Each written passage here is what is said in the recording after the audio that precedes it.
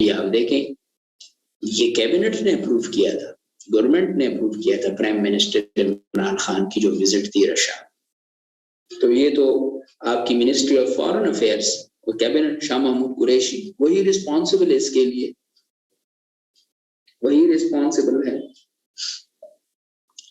सो इसमें supremacy of the cabinet, आपकी education policy cabinet बनाएगा, आपकी हेल्थ पॉलिसी कैबिनेट बनाएगा, आपकी फॉरेन पॉलिसी कैबिनेट बनाएगा। इसको कहते हैं cabinet form of government. Parliamentary system को कैबिनेट फॉर्म ऑफ गवर्नमेंट भी कहते हैं। ये डिफिनीशन समझ आ गए आपको? अभी इसके ये फीचर्स पढ़ ले तो आपको फर्दर ये क्लियर हो जाएगा।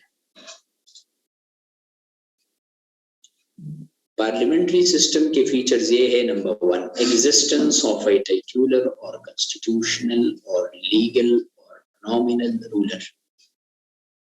इससे क्या मुराद है? टाइटुलर, कॉन्स्टिट्यूशनल, लीगल, और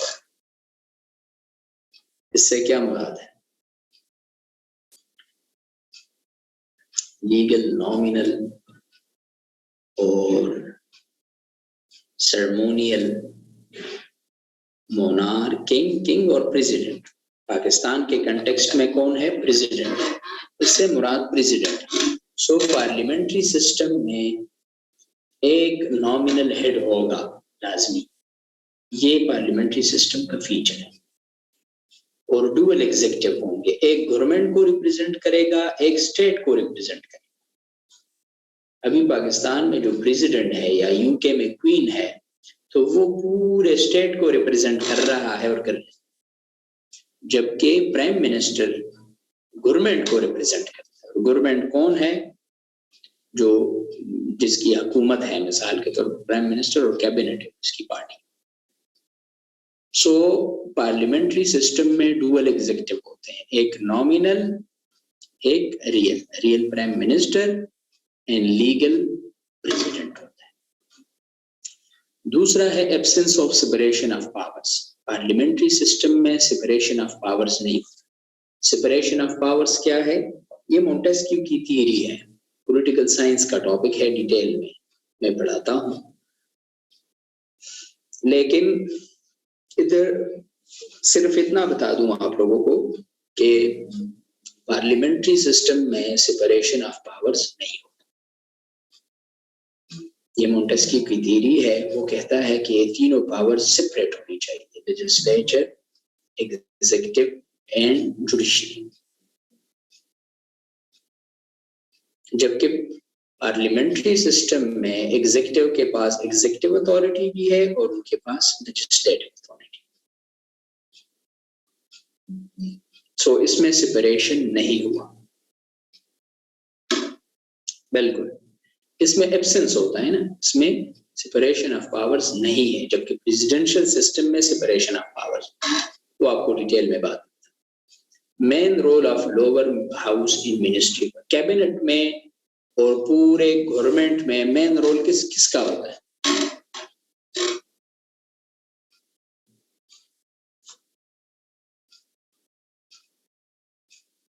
इसमें मेन रोल किसका होता है? नेशनल असेंबली का, लोअर हाउस का। हार्मनी एंड कोऑपरेशन होता है between legislative branch and executive branch. Legislative और एग्जीक्यूटिव ब्रांच के दरमियान हार्मनी एंड कोऑपरेशन। एक तरफ एग्जीक्यूटिव लॉज को अप्रूव करता है, दूसरी तरफ उसको इम्प्लीमेंट भी करता है। दूसरा है मिनिस्टीरियल रिस्पॉन्सिबिलिटी। पार्लियामेंट्री सिस्टम में हर मिनिस्टर रिस्पॉन्सिबल होता है। इसमें 3 पिलर रिस्पॉन्सिबिलिटी है। एक इंडिविजुअल रिस्पॉन्सिबल है प्राइम मिनिस्टर को, मिसाल के तौर पर कैबिनेट के एक मेंबर है तो वो जवाबदेह है प्राइम मिनिस्टर, और प्राइम मिनिस्टर और ये सारे कैबिनेट के मेंबर जवाबदेह है लेजिस्लेचर को भी और पब्लिक को भी, अवाम को भी जवाबदेह। फिर मिनिस्टीरियल रिस्पॉन्सिबिलिटी 2 तरह की है, एक इंडिविजुअल और एक collective.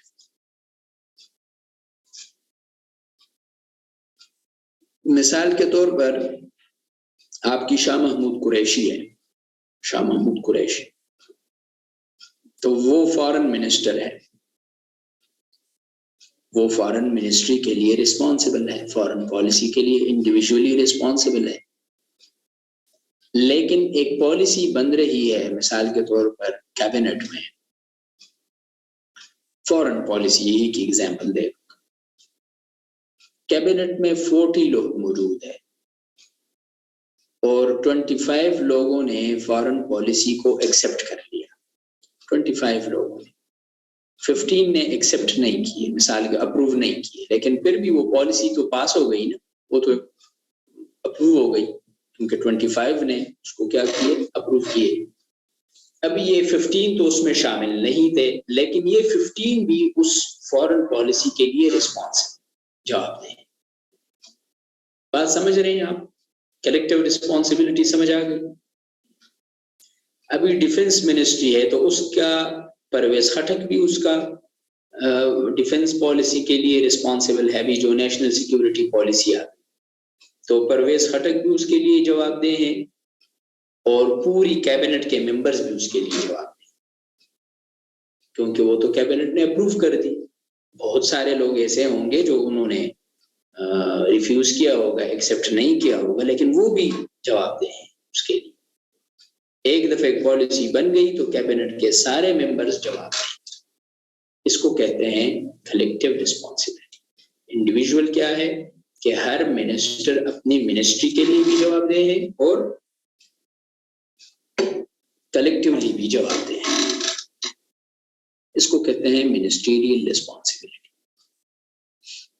Intimate relationship between the legislature and executive, close relationship होता है, ये तो मैंने बता दिया। Leadership of the prime minister, prime minister इसका लीडर होता है। एग्जिस्टेंस ऑफ स्ट्रॉन्ग अपोजिशन, इसमें स्ट्रॉन्ग अपोजिशन होता है। एक तरफ आपकी ट्रेजरी बेंचेस बैठते हैं हुकूमती लोग, दूसरी तरफ अपोजिशन बेंचेस के लोग बैठते हैं। इसको कहते हैं पार्लियामेंट्री सिस्टम। और कैबिनेट डिक्टेटरशिप होता है, कैबिनेट की मनमानी। अभी ये देखिए पेट्रोल प्राइसेस कैबिनेट ही बढ़ाता है, आपके सारे policies, defence, education, health, economic policy, foreign policy, आपकी जितने भी पॉलिसीज हैं कैबिनेट बनाता भी है, कैबिनेट उसको इम्प्लीमेंट भी करता है। कैबिनेट की मर्जी है प्राइवेट बिल को एक्सेप्ट करना है नहीं करना है, तो इसमें कैबिनेट के पास एक्सटेंसिव पावर्स होते हैं। इसी वजह से इसको कहते हैं कैबिनेट की डिक्टेटरशिप होती है। So these are the features of parliamentary system. Presidential system क्या है? Presidential form of government is a system of government where an executive branch is led by a president who serves as both head of the state and head of the government. Presidential system वो है जिसमें executive branch को कौन lead करे? President, और वो head of the government भी हो और head of the state, in which the executive branch exists separately from the legislature and the executive branch is not responsible to the legislature nor the legislature could dismiss it. Presidential system में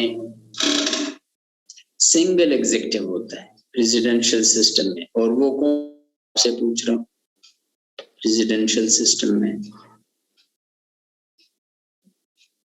आप US को ध्यान में रखें, जो United states president होता है।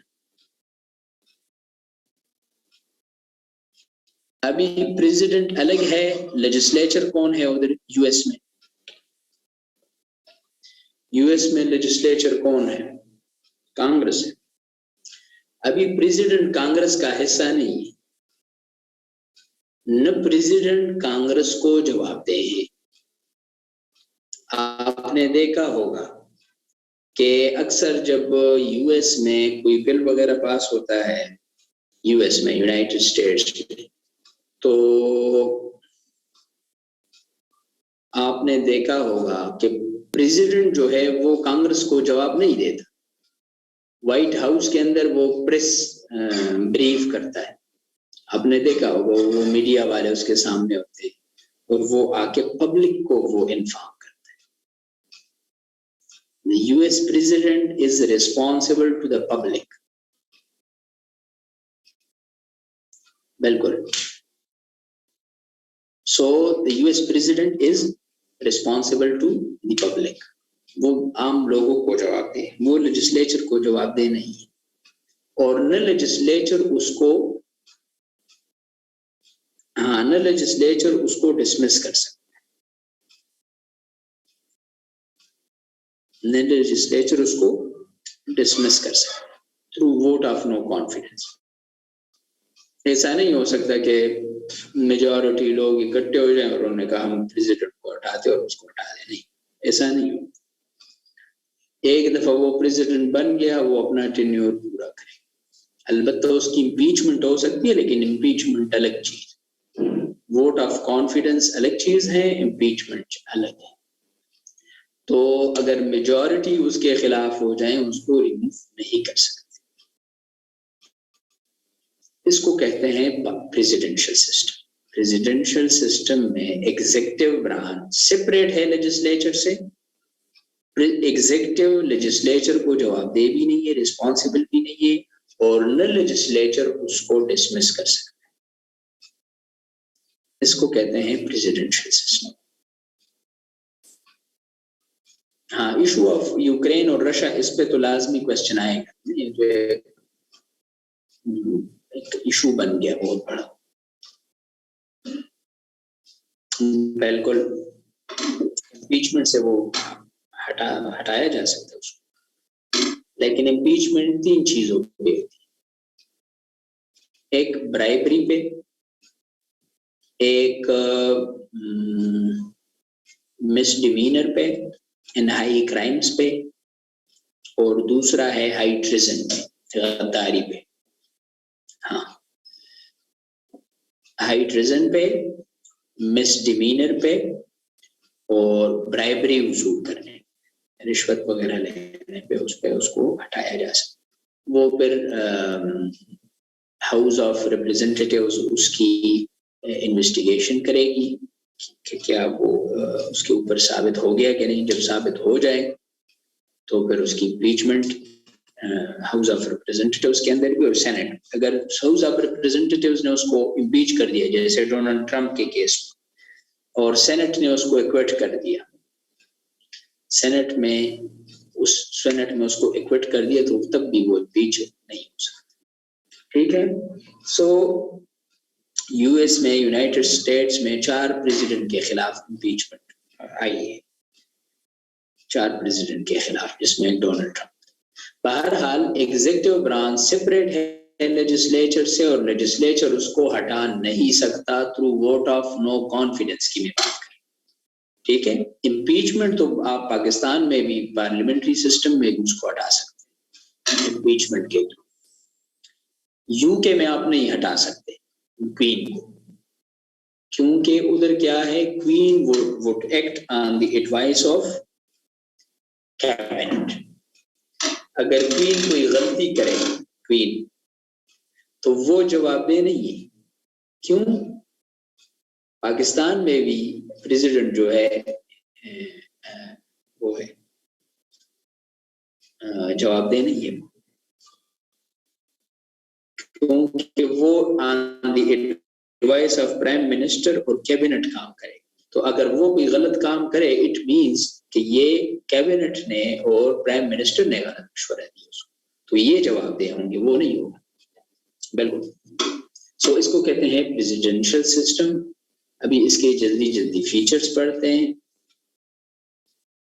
Presidential system के फीचर्स ये है, इसमें सेपरेशन ऑफ पावर्स होता है, एग्जीक्यूटिव ब्रांच अलग, लेजिस्लेचर अलग, और जुडिशरी अलग.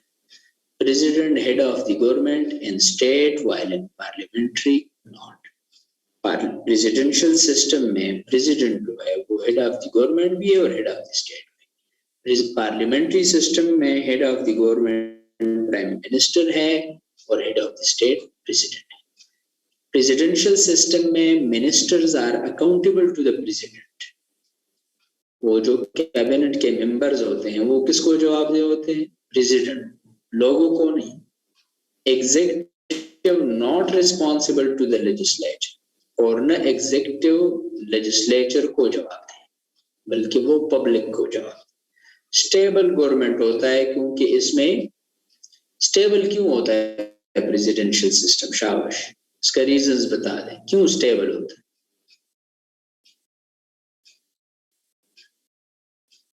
इम्पीचमेंट नहीं, दूसरा पॉइंट नहीं, स्टेबल गवर्नमेंट क्यों है? ठीक है,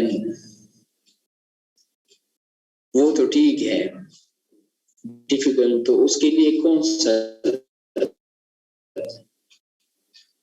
वोट ऑफ नो कॉन्फिडेंस नहीं है, उसको उधर वोट ऑफ नो कॉन्फिडेंस नहीं है, दैट्स व्हाई इम्पीचमेंट तो है लेकिन वोट ऑफ नो कॉन्फिडेंस नहीं। दैट्स व्हाई प्रेसिडेंशियल सिस्टम क्या है? वो स्टेबल होता है। अच्छा, दूसरा है suitable for emergencies. Presidential system emergencies के लिए सूटेबल होता है। इमरजेंसी कौन इंपोज करता है, आपसे पूछ रहा हूं।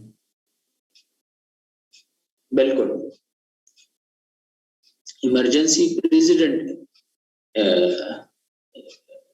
अप्रूव करता है। अभी आप देखें ना, ये जो यूक्रेन पे अटैक हुआ है, तो यूक्रेन के प्रेसिडेंट ने व्लादिमीर ज़ेलेंस्की, उसने इमरजेंसी इंपोज कर दिया, नेशनल इमरजेंसी। अगर ये पार्लियामेंट्री सिस्टम होता जैसे पाकिस्तान में, तो आप अगर इमरजेंसी इंपोज करना, ये मैं आपको डिटेल में पढ़ाऊंगा, पाकिस्तान के कंटेक्ट 18th अमेंडमेंट में डिटेल में इमरजेंसी पढ़ाऊंगा। तो उसमें क्या करना होगा, उसमें इमरजेंसी कौन इंपोज करेगा? Parliamentary system. किसी को है आइडिया? इसमें आपने सबसे पहले पार्लियामेंट से अप्रूवल लेना, पार्लियामेंट अप्रूव करेगा, फिर प्राइम मिनिस्टर एडवाइस करेगा प्रेसिडेंट को कि आप इमरजेंसी इंपोज करें। तो इमरजेंसी इंपोज करना पार्लियामेंट्री सिस्टम में मुश्किल है। इमरजेंसी इंपोज करना पार्लियामेंट्री सिस्टम में मुश्किल है, जबकि नहीं ऑर्डिनेंस से नहीं हो सकता, ऑर्डिनेंस से नहीं, वो मैं आपको डिटेल, ऑर्डिनेंस भी मैं आपको 18th अमेंडमेंट में पढ़ाऊंगा detail, don't worry. Experts be appointed by president without considering party affiliation. ये जो कैबिनेट के मेंबर्स होते हैं, कैबिनेट के मेंबर्स पार्लियामेंट्री सिस्टम में नेशनल असेंबली और सेनेट के होते हैं ना पार्लियामेंट्री सिस्टम, जबकि प्रेसिडेंशियल सिस्टम में टेक्नोक्रेट्स होते हैं और आउटसाइडर्स होते हैं, पार्लियामेंट के मेंबर्स नहीं होते। प्रेसिडेंट की मर्जी है, जिसको चाहे उसको अपने कैबिनेट का मेंबर बना दे, तो इसमें पार्टी एफिलिएशन नहीं। बिल्कुल बिल्कुल बिल्कुल ऐसा ही। कैबिनेट के जो मेंबर्स हैं वो पार्लियामेंट के मेंबर्स नहीं होते, बल्कि वो आउटसाइडर्स होते हैं। So these are the features of presidential system. Simple, presidential system में पावर्स प्रेसिडेंट के पास होते हैं, जबकि पार्लियामेंट्री सिस्टम में पावर्स पार्लियामेंट के पास होते हैं। अभी रिसेंटली बहुत बड़ा एक डिबेट चला है कि पाकिस्तान में पार्लियामेंट्री सिस्टम चाहिए कि प्रेसिडेंशियल। तो पाकिस्तान में वो, अच्छा ये मैंने आपको क्वेश्चन में भी लिखवाया कि which form of government is suitable for Pakistan? Which form of government is in Pakistan? Suggest which form of government is suitable for political stability in Pakistan. मैंने आपको क्वेश्चन लिखवाया, अभी इसका आंसर मुझे बता दे। शाबाश, पाकिस्तान में कौन सा फॉर्म ऑफ गवर्नमेंट है?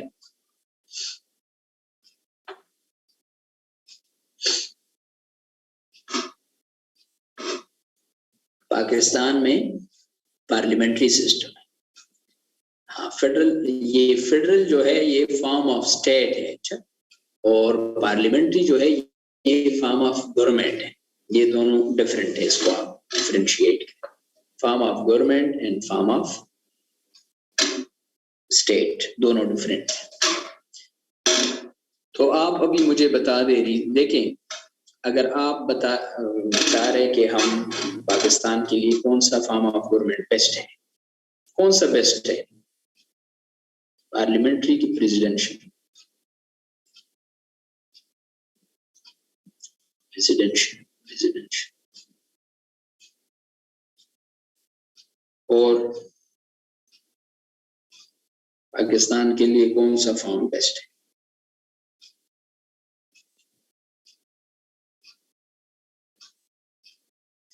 पाकिस्तान के लिए पार्लियामेंट्री सिस्टम बेस्ट है, प्रेसिडेंशियल नहीं। ठीक है, उसके मैं रीजंस बताऊंगा। ये वाई जवाब तो आप लोगों ने देना, साथ मैं चाह रहा हूं कि ये वाई का जवाब आप दे दें। आप में से मुझे बता दे, हर कोई बंदा एक हेडिंग लिख के बता दे। जब भी क्वेश्चन आ जाए, ये आपको बता रहा हूं मैं कि पाकिस्तान के लिए कौन सा फॉर्म बेस्ट है, पार्लियामेंट्री की प्रेसिडेंशियल, तो आप लोगों ने पार्लियामेंट्री सिस्टम को फेवर करना है, उसको जस्टिफाई करना है, प्रेसिडेंशियल नहीं। उसके कई रीजंस हैं, वो मैं आपको बताऊंगा, लेकिन पार्लियामेंट्री को जस्टिफाई करें। हाँ, फॉर्म ऑफ स्टेट वो तो आपको स्टेट के बारे में बताएंगे ना, स्टेट तो जनरल है, स्टेट तो परमानेंट है, गवर्नमेंट आपकी चेंज होती रहती। ठीक हो गया। So form of government parliamentary and presidential है, और forms of state unitary, federation और कन्फेडरेशन। ठीक है, दोनों डिफरेंट है। कभी कभार इसको फॉर्म ऑफ स्टेट भी कहा जाता है, मतलब, लेकिन दोनों डिफरेंट है। अगर इस तरह का क्वेश्चन आ जाए कि पाकिस्तान के लिए कौन सा फॉर्म ऑफ गवर्नमेंट बेस्ट है, तो आप पार्लियामेंट्री को जस्टिफाई करें, प्रेसिडेंशियल को ना करें। उसके कई रीजंस हैं, वो मैं आपको बताऊंगा, लेकिन मैं चाहता हूं कि आप सबसे पहले मुझे रीजंस बता दें कि अगर क्वेश्चन आ जाए कि पाकिस्तान के लिए पार्लियामेंट्री सिस्टम बेस्ट है, तो आप क्या लिखेंगे उसमें? शाबाश।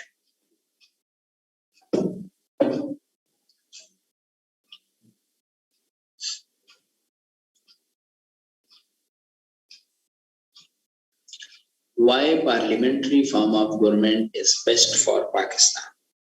अब इसके आपने रीजंस देने होंगे, एटलीस्ट 15 रीजंस होनी चाहिए।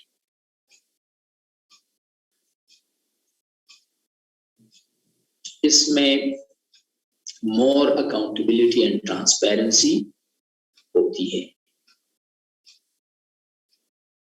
हाँ, तो आप लिखे parliamentary system is more democratic than presidential system. Absence of separation of powers, delegation of powers to local authorities, बिल्कुल दोनों पॉइंट ठीक है।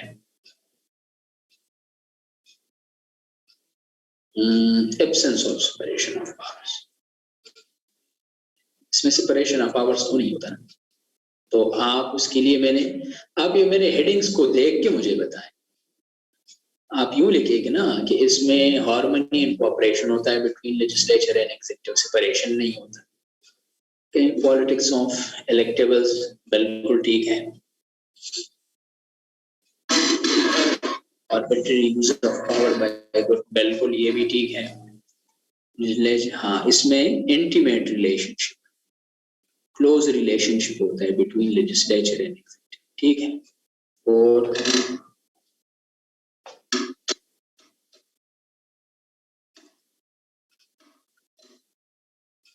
गुड है, शाबाश।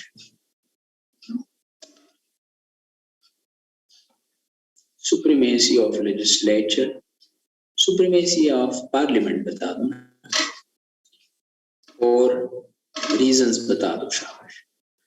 Why parliamentary system is best for Pakistan?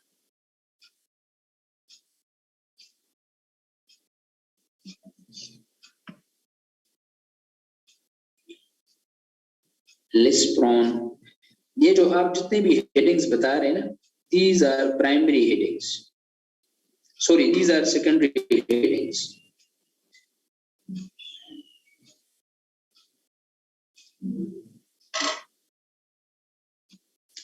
These are primary headings.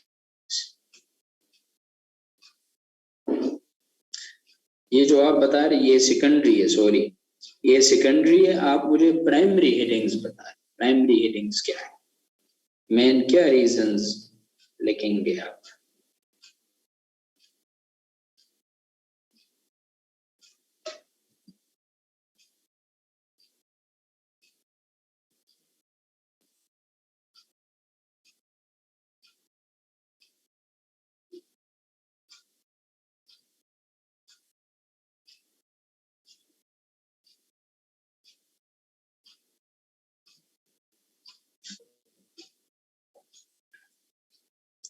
हाँ, between federal and provinces, ठीक है। आप लिखे स्ट्रेंथन्स फेडरेशन ना, ये फेडरेशन को स्ट्रॉन्ग। आपका पॉइंट ठीक है, गुड गुड पॉइंट, शाबाश। जल्दी जल्दी पॉइंट्स बता दे, शाबाश। आप लोगों ने प्राइमरी हेडिंग्स छोड़ दी, ये सारे सेकेंडरी है जो आप जितने भी पॉइंट्स बताए।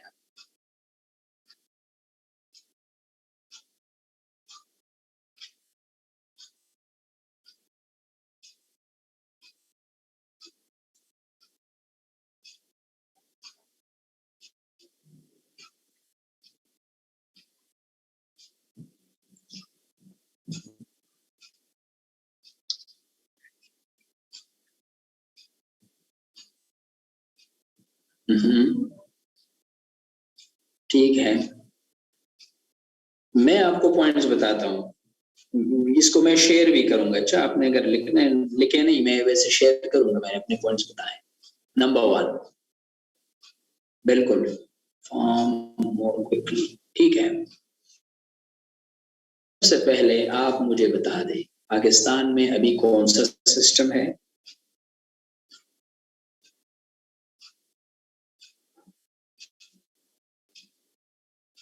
पार्लियामेंट्री सिस्टम है पाकिस्तान। अगर हम प्रेसिडेंशियल सिस्टम लेके आना चाहे तो क्या करना होगा?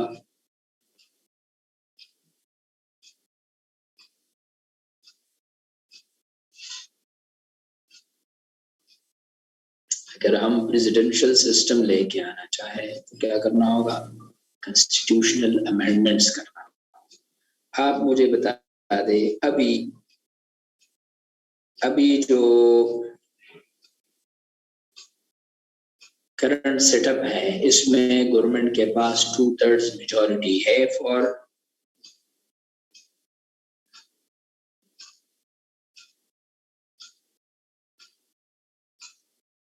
मेजॉरिटी है नहीं। तो पार्लियामेंट्री सिस्टम के लिए तो आपने कॉन्स्टिट्यूशन के अंदर अमेंडमेंट करना होगी, जो कि मुश्किल है,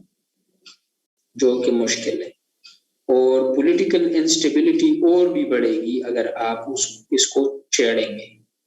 लिहाजा बजाय इसके कि आप पार्लियामेंट्री सिस्टम को चेंज कर दे और प्रेसिडेंशियल सिस्टम लेके आए, इससे बेहतर ये है कि आप पार्लियामेंट्री सिस्टम ही को स्ट्रॉन्ग करें। पार्लियामेंट्री सिस्टम को स्ट्रॉन्ग करना चाहिए। बात समझ रहे हैं आप लोग?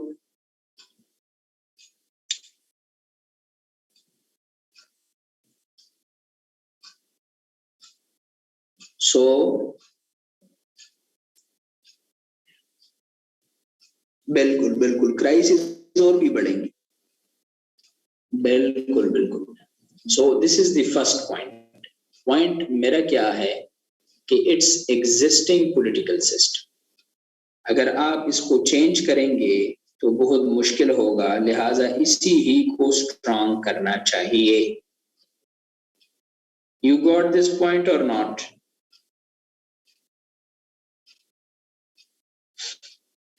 ये पॉइंट आप लोगों को समझ आ गया? दूसरा पॉइंट, ये पार्लियामेंट्री सिस्टम किसने बनाया है, कोई मुझे बता सकता है? ये किसने चूज की है?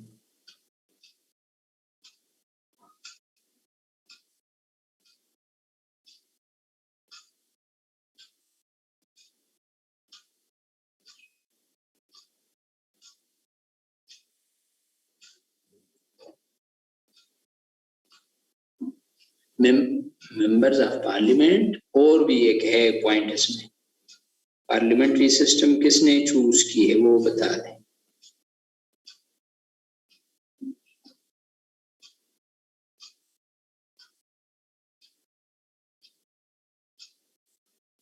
पार्लियामेंट्री सिस्टम को पॉलिटिकल पार्टीज ने एक्सेप्ट किया, people of Pakistan and political parties ने। अगर आप इसको चेंज करेंगे, पॉलिटिकल पार्टीज इसको नहीं मानेंगे, लिहाजा पॉलिटिकल इंस्टेबिलिटी और भी बढ़ेगी। मैंने पॉइंट लिखा है outcome of the consensus of all political parties. Parliamentary system क्या है? Outcome of the consensus of all political parties.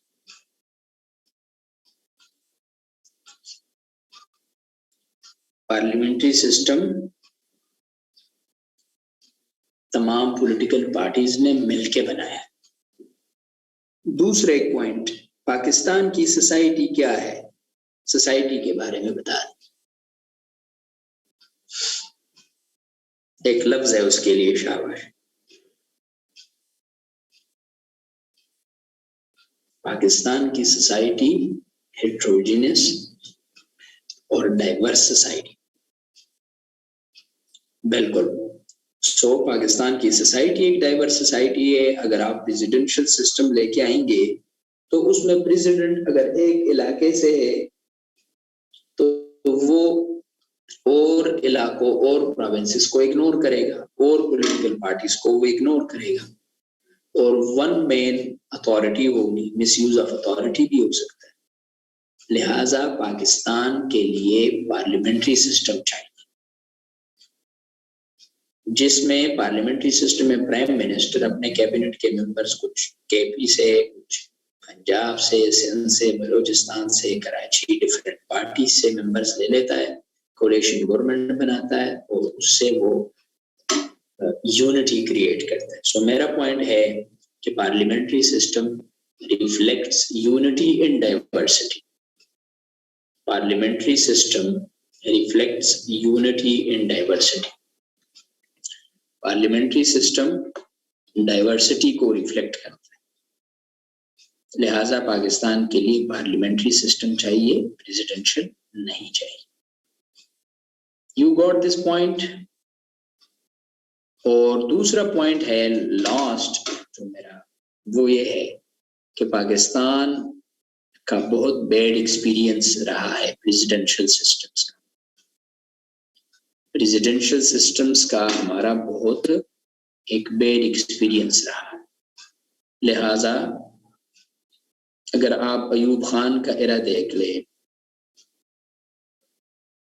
इसी तरह जियाउल हक का एरा देख ले, इसी तरह मुशर्रफ यहया खान का, तो उसमें हमें बहुत बड़ा लॉस हुआ है। अयूब खान के एरा में 1965 का वॉर हुआ, कॉन्स्टिट्यूशन सस्पेंड हुआ। इसी तरह जियाउल हक के दौर में जुल्फिकार अली भुट्टो को फांसी दी गई और ये सारी चीजें। लिहाजा बिल्कुल सेपरेशन ऑफ बंगाल, ये सारी चीजें। लिहाजा पाकिस्तान के लिए कौन सा सिस्टम चाहिए? पार्लियामेंट्री सिस्टम चाहिए, प्रेसिडेंशियल सिस्टम नहीं चाहिए। एक मिनट, अभी ये मेरे स्लाइड्स देख लें जो मैंने बनाए हुए, इसको आप देख लेंगे तो आपको समझ आ जाए।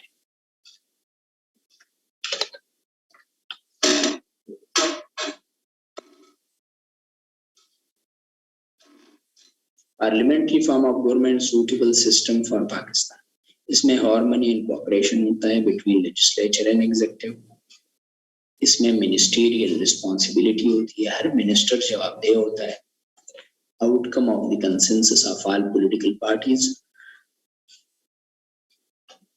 जी, तो इसमें तमाम पॉलिटिकल पार्टीज के कंसेंसस से ये बना है पार्लियामेंट्री सिस्टम। बिल्कुल, इसमें अपोजिशन का कंस्ट्रक्टिव रोल होता है पार्लियामेंट्री सिस्टम में। आप में से किसी ने बता दिया checks on arbitrary actions of executive branch. Executive branch अपनी पावर्स को मिसयूज नहीं कर सकता। स्ट्रेंथन डेमोक्रेटिक पॉलिटिकल सिस्टम, ये डेमोक्रेसी को भी स्ट्रांग करता है। आप में से भी किसी ने बताया बुलवॉक अगेंस्ट इंडिविजुअल डिस्क्रिशन। वो जो वन मैन शो होता है ना, वन मैन पावर, और वो एक बंदा पावर को एक्सरसाइज करता है, उसको कहते हैं इंडिविजुअल डिस्क्रेशन। ये मैं आपको डिटेल में पढ़ाऊंगा। पार्लियामेंट्री सिस्टम में आप हर काम कंसल्टेशन के थ्रू करते हैं। सो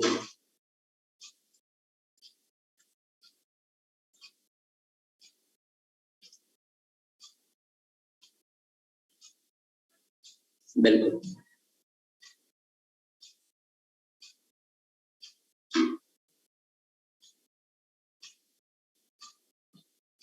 हाँ जी, तो वो तो इलेक्टेड मेंबर है, आप उसको डिसमिस तो नहीं कर सकते। ठीक हो गया, उसको आप डिसमिस तो नहीं कर सकते।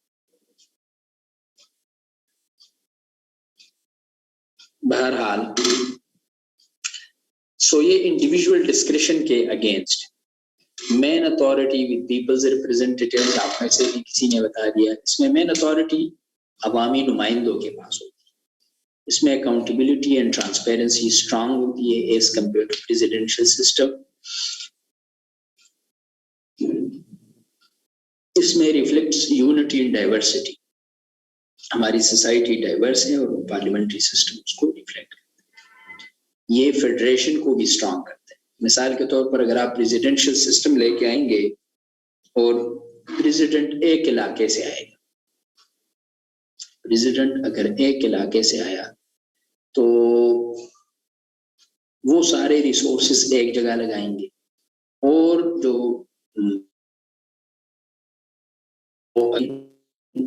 उनके साथ डिस्क्रिमिनेशन होगा और आपकी फेडरेशन कमजोर होगी। प्रोमोट्स डेमोक्रेटिक नॉर्म्स, बिल्कुल ये डेमोक्रेटिक नॉर्म्स को भी प्रमोट करता है, जैसे कंसल्टेशन के थ्रू काम करना, रूल ऑफ लॉ को इंश्योर करना, सुप्रीमेसी ऑफ द पार्लियामेंट को इंश्योर कराना, इसी तरह इक्वालिटी को प्रमोट करना, डिवोल्यूशन ऑफ पावर को प्रमोट करना, ये सारे डेमोक्रेटिक नॉर्म्स हैं और ये तब फुलफिल होंगे जब पार्लियामेंट्री सिस्टम हो। और ये एग्जिस्टिंग पॉलिटिकल सिस्टम है, अगर आप, मैंने बता दिया, चेंज करेंगे तो उसके लिए कॉन्स्टिट्यूशनल अमेंडमेंट की जरूरत है, जो कि बहुत मुश्किल। Bad experience of presidential systems in the past, हमारा बहुत बैड एक्सपीरियंस रहा है। बिल्कुल बिल्कुल, यू आर राइट। सो हमारा बैड एक्सपीरियंस रहा है, लिहाजा पाकिस्तान के लिए पार्लियामेंट्री सिस्टम चाहिए, प्रेसिडेंशियल सिस्टम नहीं चाहिए।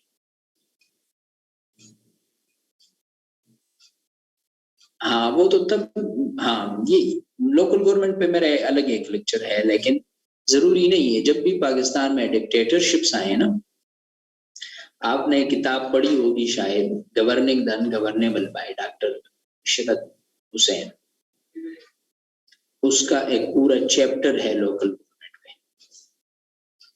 लोकल गवर्नमेंट पे पूरा चैप्टर है। तो उसने लिखा है, पहले जुमले में लिखा है कि पाकिस्तान में जब भी लोकल गवर्नमेंट इंस्टीट्यूशंस स्ट्रांग हुए हैं वो डिक्टेटरशिप्स के दौर में। और क्यों? इसलिए कि वो अपनी नॉन डेमोक्रेटिक गवर्नमेंट को लेजिटिमाइज करना चाहते थे, पार्लियामेंटेरियंस को उनका साथ नहीं दे रहे थे ना। हाँ बिल्कुल, तो उन्होंने क्या किया, लोकल गवर्नमेंट इस्टेब्लिश की ताकि उन लोगों से वो अपने पावर्स डिराइव करें। जैसे अयूब खान ने बीडी बनाई थी, बेसिक डेमोक्रेसी, जियाउल हक भी लोकल गवर्नमेंट लेके आया था, मुशर्रफ भी लोकल गवर्नमेंट ऑर्डर 2002 लेके आया था ताकि अपनी नॉन रिप्रेजेंटेटिव गवर्नमेंट को लेजिटिमाइज कर सके। तो ये उनका मकसद कुछ और था। बहरहाल जी, इकोनॉमी भी इसलिए स्ट्रांग थी क्योंकि हम बाहर ममालिक से कर्जे ले रहे थे, हम बाहर ममालिक से हमने लोन्स लिए। पाकिस्तान की इकोनॉमी अयूब खान के एरा से तबाह होना शुरू हो, अयूब खान के एरा से, और उसमें जो है हमने बाहर ममालिक से लोन्स लिए, पहली दफा in the history of Pakistan. बिल्कुल बिल्कुल, ये उस एरा से शुरू हुआ है। हालांकि बहरहाल वो एक अलग डिबेट है, लेकिन इन्होंने बाहर ममालिक से कर्जे लिए, इन्होंने जो है अफगान जिहाद के नाम पे, वो अभी रिसेंटली अख्तर अब्दुल रहमान, वो ट्रेंड आप लोगों लोगों ने शायद फॉलो किया हो, जो उसके खिलाफ वो लोग बात चल रही है ना, तो भाई उसने अपने स्विस अकाउंट्स में पैसे भेजे, तो ये बातें चल रही है, बहुत बड़ी बड़ी बातें जिससे लोग अनअवेयर है, लेकिन अभी आहिस्ता आहिस्ता लोगों के अंदर शुरूर आ रहा है।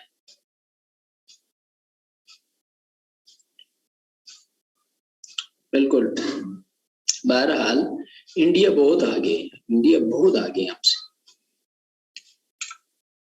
So, and this is because of democracy.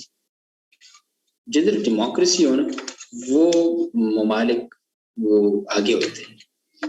बहरहाल dear students, this is all about parliamentary and presidential system. आपको कुछ समझ आया पार्लियामेंट्री और प्रेसिडेंशियल सिस्टम्स का?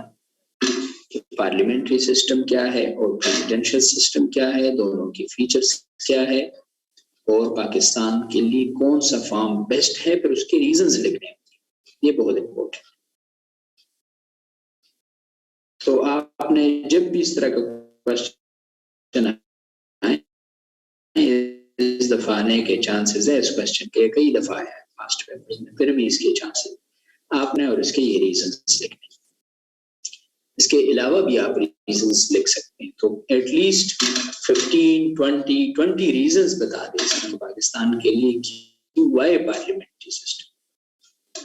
उम्मीद है इंशाल्लाह आप लिख सकेंगे। अभी आपको अंदाजा हो गया कि पार्लियामेंट्री और प्रेसिडेंशियल सिस्टम क्या है। Is it clear?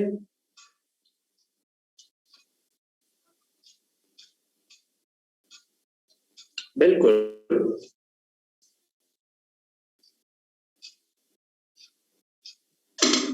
इजी है या इजी बनाया गया है?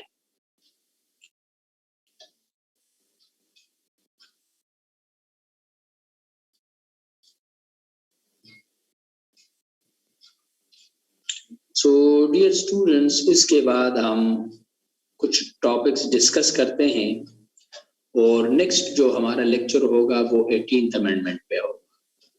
नेक्स्ट लेक्चर हमारा 18th अमेंडमेंट पे होगा, जो कि मोस्ट इम्पोर्टेंट, बहुत जरूरी टॉपिक है, वो मिस न कीजिएगा। कल भी हो सकता है, कल भी हो सकता है, परसों जब भी मेरी लेक्चर हो तो हम 18th अमेंडमेंट डिस्कस करेंगे और डिटेल में,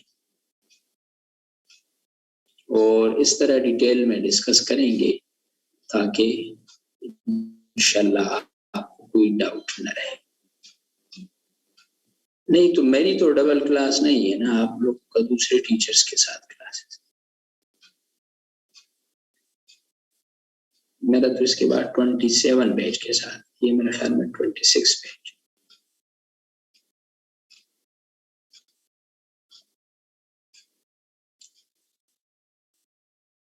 हाँ, स्लाइड्स में शेयर कर, स्लाइड्स में शेयर, मैंने क्या करना है स्लाइड्स। ये ऑब्जेक्टिव रेजोल्यूशन में आपको पढ़ा चुका हूँ सॉवरेनिटी में, अगर आपको याद, फर्स्ट लेक्चर में पढ़ा चुका, लेकिन थोड़ा सा आपको रिमाइंड करा दूं तो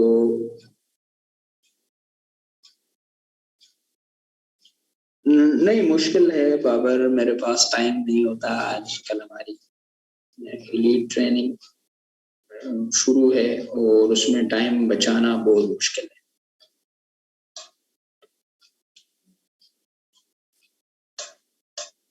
मैं बैच 26 का स्टूडेंट। कौन से batch 26?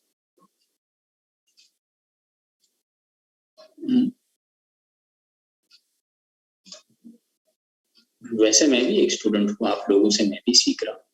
So objective resolution, sovereignty of the state, हाँ, सॉवरेनिटी ऑफ द स्टेट किसके पास है? अच्छा अच्छा अच्छा, ठीक हो गया, मैं समझा मुझसे पूछ रहे हैं कि आप। हाँ, जो स्टूडेंट्स लिंक शेयर कर दें इनके साथ भी कोई issue. Sovereignty of the state, objective resolution के पॉइंट से। अच्छा, सॉवरेनिटी किसके पास है? हाँ, अल्लाह ने अपने खलीफा को दी और वो उसको एक्सरसाइज करी। दूसरा पॉइंट क्या है? शाबाश, दूसरा पॉइंट क्या है? रिप्रेजेंटेटिव गवर्नमेंट होगी पाकिस्तान में, ये ऑब्जेक्टिव रेजोल्यूशन में, कि हमारा जो फ्यूचर कॉन्स्टिट्यूशन बनेगा उसमें रिप्रेजेंट नुमाइंदा हुकूमत होगी। इसका क्या मतलब है? मुझे कोई एक लफ्ज दो में बता सकते हैं इसका क्या मतलब? रिप्रेजेंटेटिव गवर्नमेंट दो तीन अल्फाज में मुझे बता दे कि ये होगा ये नहीं होगी। शाबाश, इसमें एक पूरा पैराग्राफ छुपा हुआ है। इलेक्टेड गवर्नमेंट होगी, बिल्कुल। सेलेक्टेड, बिल्कुल। इलेक्टेड गवर्नमेंट होगी, और क्या नहीं होगा? इसका अपोजिट डेमोक्रेसी होगी, बिल्कुल। तो नीचे डेमोक्रेसी भी आ रहा है। हाँ, मोनार्की नहीं होगी, खिलाफत नहीं होगा, डिक्टेटरशिप नहीं होगी, किंगशिप नहीं होगी। ये पॉइंट आपने लिखना है इसमें। Observation of fundamental rights and social justice. Fundamental rights article 8 से लेकर 28 तक ये fundamental rights. Fundamental rights, social justice क्या है? इसको कैसे आप एक्सप्लेन करेंगे? सोशल जस्टिस एक पॉइंट में मुझे बता दे, सोशल जस्टिस क्या है? मुआशरती इंसाफ जिसको कहते हैं, वो तो अलग बात है ना। इक्वालिटी, गुड, शाबाश, बिल्कुल इक्वालिटी होगी। अभी इस इक्वालिटी को आप अप्लाई करें हर एक उस पे, स्फेयर पे। पॉलिटिकल इक्वालिटी होगी, सोशल, उनके लिए health facilities, education, equal access to hold office, equal distribution of resources, equal financial opportunities, right to own private property, उनको रिस्पेक्ट होगा, उनको बेसिक फैसिलिटीज प्रोवाइड करेंगे। This is social justice. Accountability होगी सबकी, this is social justice. Equal access to education facilities, health facilities, alleviation of poverty हो, हर एक को जस्टिस प्रोवाइड हो, this is social justice. Democratic political system होगा पाकिस्तान में, इसका क्या मतलब? डेमोक्रेटिक पॉलिटिकल सिस्टम, डेमोक्रेसी के फीचर्स बताते हैं इसमें। आपने डेमोक्रेसी के फीचर्स बताए, बिल्कुल। डेमोक्रेसी में क्या है? राइट टू वोट, बिल्कुल। Inclusive society, acceptance, tolerance, rule of law, elected government, dispensation of justice, political participation. इसका सिर्फ ये बहुत ब्रॉडर एक टर्म है। Separation of powers in checks and balances, public participation, बिल्कुल। इक्वालिटी, जस्टिस, अकाउंटेबिलिटी, ये सारे डेमोक्रेसी में आते हैं। Islamic way of life, protection of human rights, बिल्कुल। इस्लामिक वे ऑफ लाइफ, इसका क्या मतलब? The people would shape their lives according to the teachings of Quran and Sunnah. Freedom of speech, good. Freedom of speech, freedom of opinion, freedom of movement, freedom of association, right to education, fair election, good. This is the democratic, ये democracy के features है कि free and fair election होगा, good, शाबाश। इसके बाद है Islamic way of life, protection of minorities rights. Pakistan भी फेडरल रिपब्लिक, ये ऑब्जेक्टिव रेजोल्यूशन का पॉइंट है। देखिए दोनों अलग अलग पॉइंट। एक फेडरेशन होगा, फेडरल सिस्टम होगा। मेरे ख्याल में मुझे ज्यादा एक्सप्लेन करने की जरूरत नहीं है, क्योंकि फेडरेशन के ऊपर मैंने आपको डिटेल में समझाया, बिल्कुल। और दूसरा है रिपब्लिक। रिपब्लिकनिज्म का ये मतलब जिधर head of the state elected हो, सेलेक्टेड नहीं, इलेक्टेड। प्रोविंशियल ऑटोनॉमी, सूबाई खुद मुख्तारी होगी, इंडिपेंडेंस ऑफ जुडिशरी, अदलिया की आजादी। ये तो मैं पढ़ा चुका हूँ ना, इंडिपेंडेंस ऑफ जुडिशरी, आप लोग कि नहीं? मुझे अंदाजा है मैं पढ़ा चुका हूँ इंडिपेंडेंस ऑफ जुडिशरी क्या है। तो आप इसके ऊपर पैराग्राफ नहीं लिख सकेंगे, 2-3 मोटे मोटे पॉइंट्स बता दे इसके। शाबाश। इंडिपेंडेंस ऑफ जुडिशरी, इसमें क्या होता है? इंडिपेंडेंस ऑफ जुडिशरी में क्या होता है?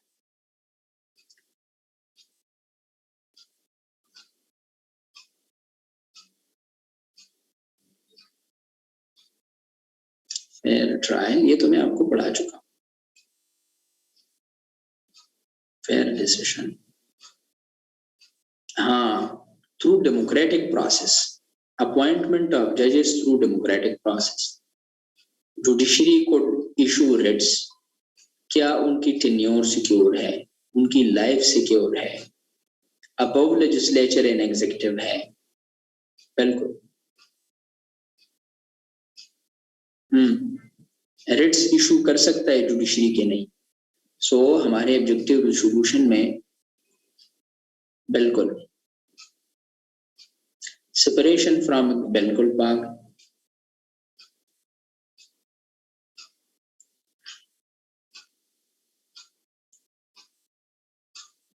बिल्कुल। सो इंडिपेंडेंस ऑफ जुडिशरी होगी, this is the point of objective resolution. दूसरा है peace within and peace without. क्या मतलब? कि हमारे पीसफुल इंटरनल पीस होगा और एक्सटर्नली भी पूरी दुनिया के साथ हम पीस के लिए ऑपरेशन करें,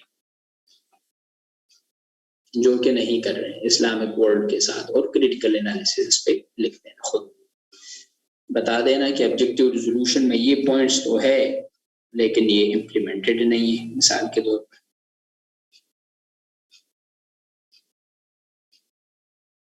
बात समझ रहे हैं कि नहीं? So these are the points of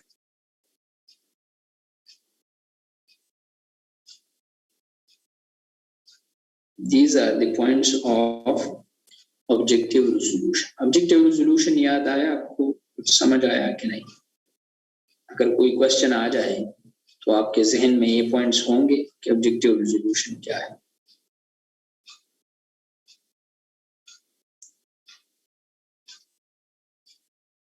good. इसके बाद है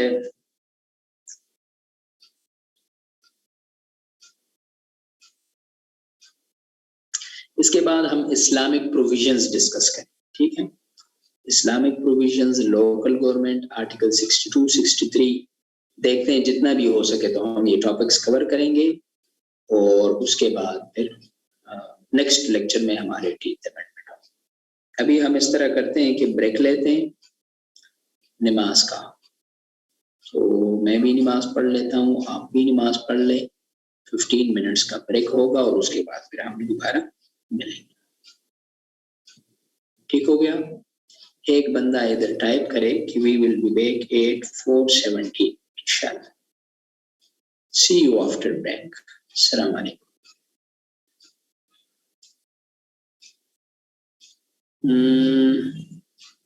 तो फिर दूसरा टॉपिक इसमें कंप्लीट नहीं होगा। अभी दूसरा टॉपिक इसमें आधा घंटा तो लगेगा कम से कम। मेरे ख्याल में ब्रेक ले लेते हैं हम दोबारा उसको। अभी नमाज का टाइम हो गया है, नमाज का टाइम हो गया है, ठीक है? देखें, दो ये फिकी मसला है ना, फिका में इस तरह है कि इमाम शाफी रहमतुल्लाह अलैह फरमाते हैं, इमाम शाफी, कि जब आपका साया आपके ऊपर सूरज पड़ रहा है, मिसाल के तौर पर सूरज की धूप, तो आपका साया अगर आपके कद के बराबर है, आपके कद के बराबर, इमाम शाफी रहमतुल्लाह अलैह फरमाते हैं, तो आप क्या करें? असर की नमाज पढ़ सकते हैं, ठीक है? जब आपका साया आपके कद के बराबर, जब आपका साया कद के दुगना हिस्सा हो जाए, ये इमाम अबू हनीफा रहमतुल्लाह अलैह फरमाते।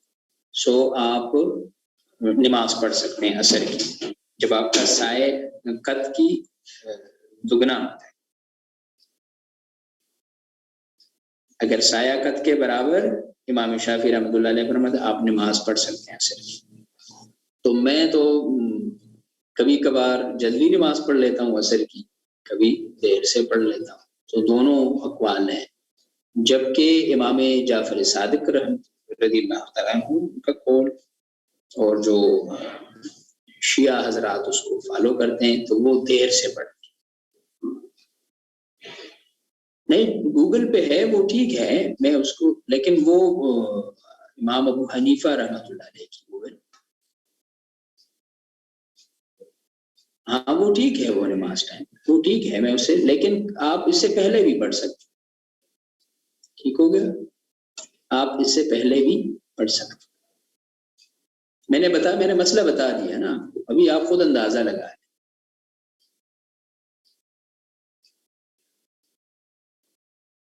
सो अभी हम 4-5 हो गए, so we will be back at 4:20। See you after break इंशाल्लाह। अस्सलाम वालेकुम।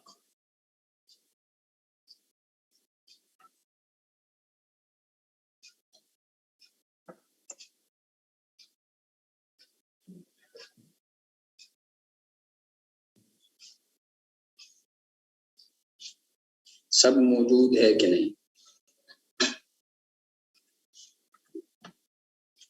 या अभी तक नमाज नहीं पढ़ी?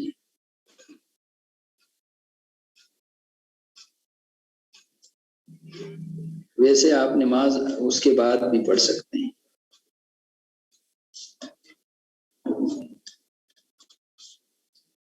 क्लास के बाद भी पढ़ सकते हैं, क्योंकि 6 बजे अजान होती है।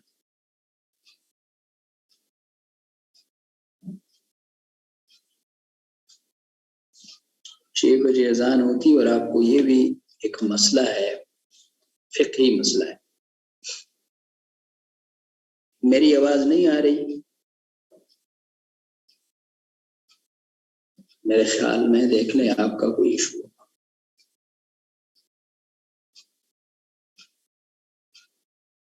आप अपना माइक वगैरह देख लें, शायद स्लो हो।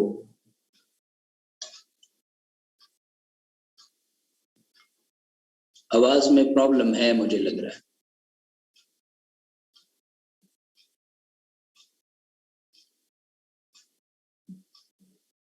क्लियर है मेरी आवाज? ओके ओके, चले फिर आपके साइड पे कोई। हाँ, तो मैं आपको ये बता रहा था कि एक मसला ये है कि जो असर की नमाज है ना, इसको जितना देर से आप पढ़ेंगे, मतलब देर तक पढ़ेंगे, जैसे मगरिब से आधा घंटा पहले पढ़ ले इसको, या 45 मिनट पहले इसको पढ़ ले, तो ये बेहतर टाइम है। बेहतर टाइम असर की नमाज का जो लास्ट वाला टाइम होता है वो बेहतर है, ठीक है। सो डियर स्टूडेंट्स, अभी हम कुछ टॉपिक्स हैं जो कि मैं चाहता हूं कि हम इसको डिस्कस करें, और वो है what were the reasons of constitution delaying, या what were the reasons of delaying of the constitution of Pakistan. Pakistan का कॉन्स्टिट्यूशन क्यों डिले हुआ, उसके रीजंस क्या थे, ये बता दें।